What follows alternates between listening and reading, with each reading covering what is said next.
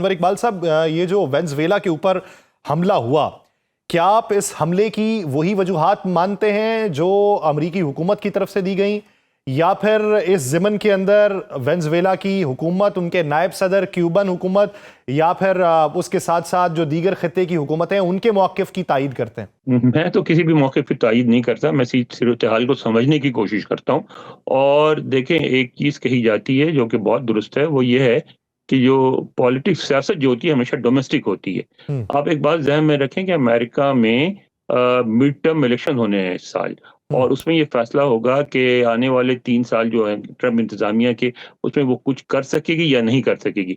अगर वो हार जाते हैं कांग्रेस, तो उनका बिल्कुल भी वो कुछ भी करने के काबिल नहीं होंगे।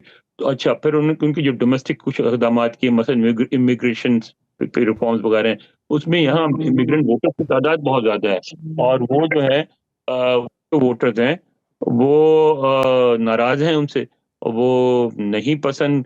ज़ाहिर है कि इसके अलावा जो बाद इकोनॉमिक जो डिसीजंस थे, उनकी वजह से यहाँ महंगाई बढ़ी है, उससे भी नाराज़गी है। तो सदर ट्रंप ये समझते हैं कि ये एक ऐसा इशू है जिसकी वजह से उनको अमेरिकियों की हमदर्दियाँ और वोट्स मिल सकते हैं। आपको एक बात बताऊँ कि आपको दूर से तो नहीं लगता, लेकिन अमेरिका में बैठ के ड्रग जो है बहुत बड़ा इशू है। मैं जहाँ रहता हूँ, ये फेयरफैक्स काउंटी है, खुशहाल पढ़े-लिखे लोगों की काउंटी है, लेकिन यहाँ भी ये हाल है। मेरी बेगम यहाँ हाई स्कूल में 11th-12th ग्रेड को फिज़िक्स पढ़ाती हैं, हम्म। और वहाँ यानी वही एज है जिसमें लोग ड्रग की तरफ जाते हैं, और हर साल उनके स्कूल में भी और पूरे हमारे सिर्फ एक खुशहाल काउंटी में 10 से 15 बच्चों की जो है अमवात होती हैं ड्रग्स की वजह से। तो एक पॉपुलर इश्यू है जिसको सदर अनवर साहब, ट्रंप ज़ाहिर ड्रग का चाहते हैं कि इशू कुछ सियासी तौर पे उनको। बिलाशुबा होगा। ड्रग के इशू की बुनियाद के ऊपर फेंटनाइल पे भी पाबंदी लगाई गई थी, चाइना के ऊपर भी दबाव बढ़ाने की कोशिश की गई थी और दीगर ममालिक पे भी बढ़ाया गया।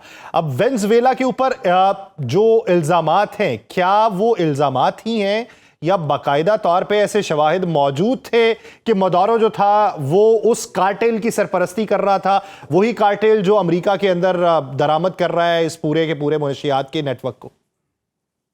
देखें, ये शवाहिद जो हैं कि क्या वो कर रहा था या नहीं कर रहा था। हम्म। अब इसमें 2 बयान हैं। वॉशिंगटन का बयान है कि वो कर रहा था, हम्म। वेनेजुएला का बयान है कि हम नहीं कर रहे थे। हम्म। अब एक कार्रवाई हो गई है। हम्म। अब इसका फैसला कि कौन दुरुस्त है, कौन गलत है, वो इस बात पे नहीं होगा कि वो कार्रवाई कर रहा था या नहीं। हम्म। फैसला इस बात पे होगा कि क्या वॉशिंगटन इस कार्रवाई के बाद वहाँ सूरत-ए-हाल को काबू करने में कामयाब होता है या नहीं। अगर वो कामयाब हो जाता है, तो फिर फैसला फ़ेवर में होगा, क्योंकि तारीख़ हमेशा विक्टर जो होता है, जो जीतने वाला होता है, उसकी हिमायत करती है। और अगर वो मामलात काबू नहीं होते, तो फिर ये फैसला वॉशिंगटन के खिलाफ जाएगा। अच्छा सर, आप क्या समझते हैं कि बहुत सारी जगहों पे इंटरवीन करने के बाद हालात बेहतरी की तरफ माइल हुए थे और उसमें बहुत सारी अपोजिशन हुकूमतें जो हैं मुख्तलिफ ममालिक की, वो क्रेडिट लेती हैं कि हमने जमहूरियत को आगे बढ़ाया, लेकिन जो वेनेजुएला वाला मामला है वहाँ पे अक्सरियत की राय ये थी कि अगर अमेरिका मुदाखलत करता है तो मुल्क जमहूरी अमल को लेके आगे नहीं चलेगा, वहाँ पे मजीद बगावतें हो सकती हैं। तो आप आने वाले दिनों में खाना जंगी का मंजरनामा देखते हैं या फिर सूरत हाल कुछ बेहतर होती देखते हैं? आपने सब बड़ा अच्छा किया कि ये सवाल कर लिया। हम्म। कम से कम आप ट्रंप इंतज़ामिया पे इल्ज़ाम नहीं लगा सकते कि वो जमहूरियत का दावा करती। हम्म। वो बिल्कुल नहीं कहते। उन्होंने बिल्कुल वाज़ेह अल्फ़ाज़ में कहा है कि अमेरिका ने दुनिया में जमहूरियत लाने का ठेका नहीं उठा रखा है। हम्म। हम जमहूरी कहीं भी जमहूरी मूवमेंट की ना हिमायत करेंगे, ना मुखालफत करेंगे, वो जाने, उनका काम जाने। हम सिर्फ़ अमरीकी मफ़ादात देखेंगे, जहाँ अमरीकी मफ़ादात जिस तरह से सर्व होंगे हम उस तरह से करेंगे। उसके अलावा हमारा कोई कंसर्न नहीं है। हमारा कंसर्न सिर्फ़ बाज़ाब्ता उन्होंने नाम मुल्क लेके कई मुल्कों का कहा था कि हम नहीं, कहीं भी हम इन मुल्कों में या किसी और मुल्क में जमहूरियत की ना हिमायत करते हैं, ना मुखालफत करते हैं। ट्रंप इंतज़ामिया तो उसमें बिल्कुल वाज़ेह है कि वो जमहूरियत की खिदमत नहीं कर रही है, वो सिर्फ़ अमरीकी मफ़ादात को प्रोटेक्ट कर रही है। अच्छा, अनवर साहब, मेरा एक सवाल कि वही डोनाल्ड ट्रंप साहब जो दुनिया में अमन लाने के दावेदार थे, मुख्तलिफ ममालिक की जंगें ख़त्म करवाने के दावेदार हैं, वही अपने मुल्क से फिर एक जंग का आगाज करते हैं, तो वो जो दावेदारी है क्या उसकी तरदीद नहीं हो रही फिर? बिल्कुल, दावा क्या था ज़रा बताएँ? एक दावा था अफ़गानिस्तान के हवाले से। क्यों? जी। कि अनपॉपुलर, अच्छा हमारे यहाँ तो ये कहा जाता है ना कि अमेरिका जंग हार गया था। अमेरिका जंग नहीं हारा था, अमेरिका को इस बात का एहसास हो गया था कि 50 साल भी बैठा रहा तो जिस तरह रूसी निकले थे, रूस को भी ये एहसास हो गया था कि अफगानिस्तान में कुछ जीतने के लिए है ही नहीं, हम्म। कोई चीज जीतने वाली नहीं है।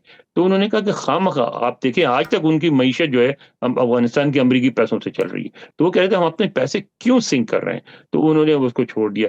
इंडिया और पाकिस्तान की जंग में अमेरिका को इस बात का एहसास था कि इंडिया जो है, पाकिस्तान अगर कमजोर होता है तो इंडिया इतना मजबूत हो जाएगा कि फिर जो अरेंजमेंट है उस रीजन में, अमेरिका जिस तरह के अरेंजमेंट बेहतर समझता है, उसको नुकसान पहुंचेगा।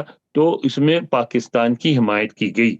आप, हम और आप जो है ना, हम कोशिश, हमारा मसला ये होता है कि हम बयानबाजी पे तबसरा करते हैं, अब पीछे जो जो असल चीज होती है उस पर नजर नहीं रखते। जहां सूट करेगी ये बात उनको कि जहां जंग नहीं करनी चाहिए, आप देखें जहां उनको सूट किया जंग करनी चाहिए उन्होंने नहीं किया।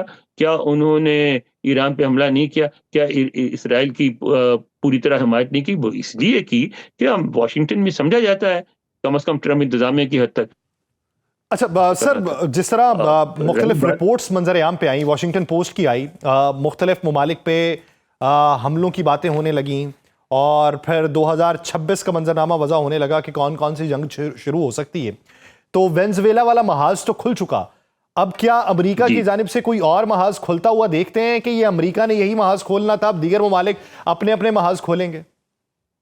सिर्फ सूरत हाल पे डिपेंड करता है। मसलन ईरान में अगर हंगामे बढ़ते हैं और उसमें अगर हुकूमत इस्तेमाल करती है, अगर उसको रोकने के लिए, और बड़े पैमाने पे अगर हिलाकतें होती हैं, हम्म। तो बिल्कुल अमेरिका उसका फ़ायदा उठाएगा और कुछ न कुछ कार्रवाई ज़रूर करेगा। फ़ौज कभी भी नहीं भेजेगा ईरान में, हम्म। लेकिन कोई ना कोई कार्रवाई करेगा। लेकिन अगर वहाँ हालात काबू आ जाते हैं मसलन, और कोई हंगामे नहीं फैलते, तो अमेरिका कुछ भी नहीं करेगा, खामोश बैठेगा। दीगर ममालिक से अगर आपकी मुराद है कि क्या इंडिया ऐसी सूरत-हाल का फ़ायदा उठा के पाकिस्तान में मुदाखलत कर सकता है? तो मेरा ख़्याल है कि इंडिया नहीं करेगा, क्योंकि उसमें 2 चीज़ें बहुत वाज़ेह हैं। एक तो ये कि अमेरिका इस बात को पसंद नहीं करेगा। हम्म। दूसरा ये कि चीन पूरी तरह पिछली जंग में उन्होंने देख लिया कि क्या हुआ उनके साथ, और फिर वो ये पहले वो समझते थे कि अपने ही प्रोपेगेंडा पे बिलीव करते थे कि हम्म। पाकिस्तान बहुत वीक है। वो सामने बात वाज़ा होके सामने आ गई कि पाकिस्तान इतना वीक भी नहीं है जितना वो समझते थे, और पाकिस्तान का मुकाबला कर सकता है। और अगर दूसरी जंग होगी तो एक जो इंडियंस ने अपना ही बयानिया बनाया हुआ था कि हम्म। पाकिस्तान के पास बेशक न्यूक्लियर हथियार होंगे, कोई डिलीवरी सिस्टम नहीं है तो कुछ भी नहीं कर सकते। तो पाकिस्तान ने ये साबित कर दिया कि जो रॉकेट दिल्ली तक जा सकता है, ठीक। उसमें न्यूक्लियर हथियार भी लग सकते हैं। तो मेरा नहीं ख्याल कि इंडिया कोई ऐसा रिस्क लेगा। इंडिया ऐसा कोई रुख बयानबाजी ले सकता है? ज़रूर ईरान करेंगे, के मामले और के ऊपर जो है वो इंटरवीन तो किया जा सकता है अमेरिका की जानिब से, लेकिन फौज नहीं भेजी जा सकती। बहुत शुक्रिया अनवर इकबाल साहब इस हवाले से अपना वक्त देने के लिए।